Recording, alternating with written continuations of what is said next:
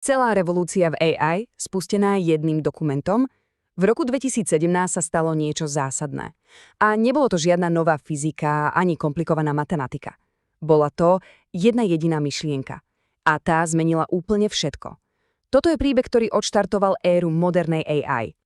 Zamysleli ste sa niekedy, ako je možné, že AI rozumie celému odstavcu naraz, nielen slovám, ale aj kontextu, irónii, celej tej zložitej myšlienke? To predsa nie je len tak. Ako vlastne dokáže zistiť, ktoré slová v tom obrovskom mori textu sú tie kľúčové?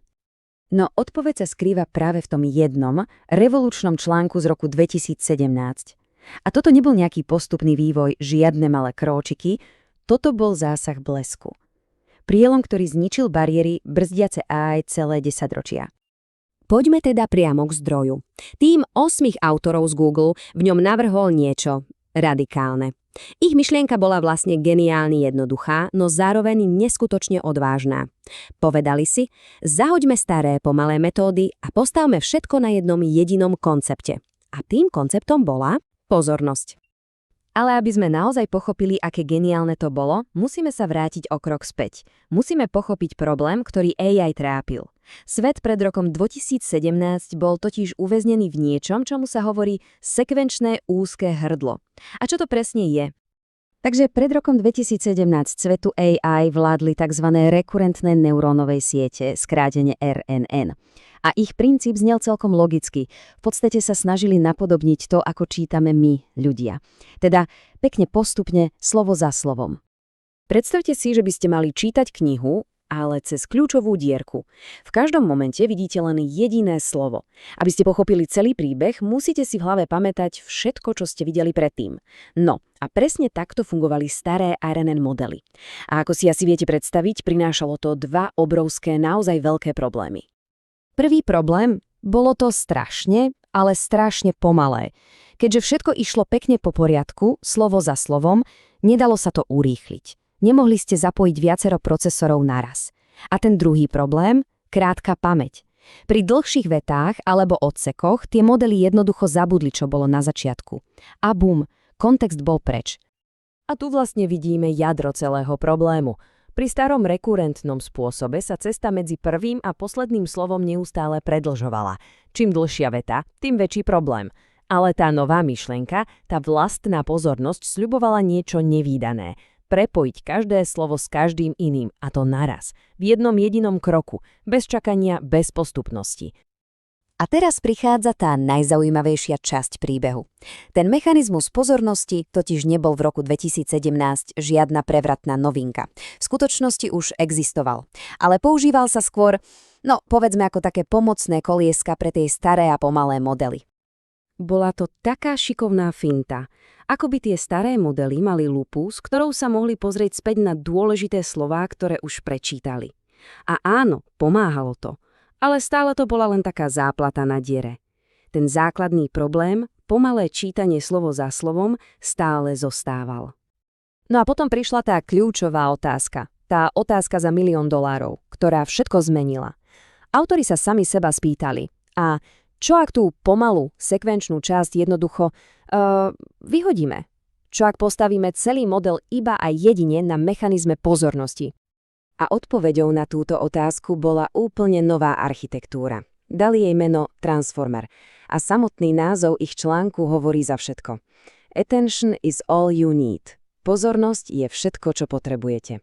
Bola to v podstate taká deklarácia nezávislosti od všetkých starých a pomalých metód. Srdcom celého Transformera je mechanizmus, ktorý nazvali vlastná pozornosť alebo self-attention. A funguje to asi takto. Predstavte si, že nečítate scénár pekne riadok poriadku. Namiesto toho vidíte celé herecké obsadenie na javisku naraz. Každý herec, čo je vlastne každé slovo, sa pozerá na všetkých ostatných hercov a sám si vyhodnocuje, kto je pre neho najdôležitejší. A výsledok? Model okamžite v zlomku sekundy pochopí všetky vzťahy v celej vete. Ale to nebolo všetko. Išli ešte ďalej. Vytvorili niečo, čomu sa hovorí viacplavová pozornosť. Čo to je? No predstavte si, že sa na to celé nepozerá len jeden expert. Je to celý tím expertov. Jeden sleduje gramatiku, druhý sa sústredí na význam slov, tretí hľadá nejaké skryté súvislosti a všetci spolu dokážu vytvoriť oveľa bohatší a komplexnejší obraz toho, čo sa v texte naozaj deje. Dobre, ale počkať. Tu je predsa jeden háčik, nie? Ak model vidí všetky slová naraz, ako preboha vie, v akom sú poradí? Veď veta pes pohrízol muža znamená niečo úplne iné ako muž pohrízol psa. Poradie slov je predsa absolútne kľúčové. A riešenie tohto problému bolo, proste geniálne. Každému jednému slovu priradili niečo ako GPS súradnicu. Taký unikátny matematický podpis, ktorý mu dal presnú pozíciu vo vete. A takto model presne vedel, kde sa ktoré slovo nachádza, aj keď ich nevidel postupne. Takže teória znela naozaj sľubne. Ale viete, ako to vo vede chodí? Nakoniec vždy rozhodujú výsledky, tvrdé dáta. A tie výsledky, ktoré Transformer predviedol, tie doslova otriasli základmi celého odvetvia. Všetci tak s napätím čakali. Otázka visela vo vzduchu. Dokáže táto radikálne nová, bláznivá architektúra naozaj poraziť modely, ktoré sa vyvíjali a vylepšovali celé 10 ročia? A tu je odpoveď. Čierne na bielom. Pri štandardnom teste prekladu z angličtiny do nemčiny Transformer nielenže zvalcoval všetky dovtedajšie modely, on to dokázal s oveľa menšími nákladmi na tréning. Nebol len lepší, bol aj oveľa efektívnejší. Ten nárast o viac ako 2 body v metrike BLE, to bol vtedy proste obrovský skok. Toto nebol len nejaký nový rekord, toto bola úplne iná liga. A toto je asi ten najdôležitejší graf zo všetkých. Zatiaľ, čo staré modely sa trénovali dni, ba až týždne, základný model Transformera dosiahol špičkovú kvalitu za 12 hodín.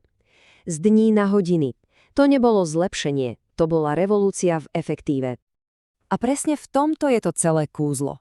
Pointa nebola len v tom, že Transformer bol o niečo lepší alebo o niečo rýchlejší. Jeho schopnosť spracovať všetko naraz, paralelne, zrazu odomkla dvere k trénovaniu masívnych modelov. Modelov v takom meradle, o akom sa predtým ani nesnívalo. A presne toto je ten moment, ktorý odštartoval éru, v ktorej žijeme dnes. Éru veľkých jazykových modelov. Takže čo sa vlastne stane, keď zrazu dokážete spracovať celú knižnicu informácií naraz, namiesto čítania po jednom slove? Stane sa revolúcia. Architektúra Transformer nebola evolúcia, ale revolúcia, ktorá zmenila spôsob, akým stroje chrápu jazyk. Od pomalého, sekvenčného čítania k okamžitému komplexnému porozumeniu. A práve táto jediná myšlienka z roku 2017 stojí za takmer každým jedným nástrojem umelej inteligencie, ktorý nás dnes tak fascinuje.